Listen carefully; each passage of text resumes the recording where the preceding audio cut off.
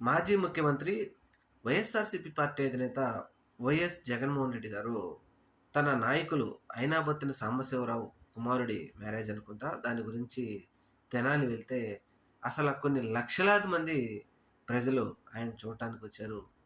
అలాగే మేదరమెట్ల వైవి సుబ్బారెడ్డి గారి తల్లి చనిపోతే పరామర్శించడానికి జగన్మోహన్ రెడ్డి గారెళ్తే కొన్ని లక్షలాది మంది జనం.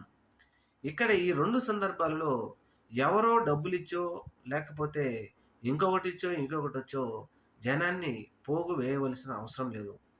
కానీ జనం ఎందుకొస్తున్నారంటే 2024 సార్వత్రిక ఎన్నికల్లో మనం జగన్ చెప్పిన నిజాలను నమ్మకుండా, అవతల వాళ్ళు చెప్పిన అబద్ధాలు విని మనం మోసపోయాం. జగన్మోహన్ రెడ్డి గారిని మనం వద్దనుకోవడం వల్ల మనకు తగిన శాస్తే జరిగింది. ఇప్పుడు మళ్ళీ మనకి ఎన్నికలు వస్తే జగన్మోహన్ రెడ్డి గారు కావాలి అనే ఉద్దేశంతోనే ప్రజలు ఆయనకి ఎక్కడికెళ్ళినా బ్రహ్మరథం పడుతూనే ఉన్నారు.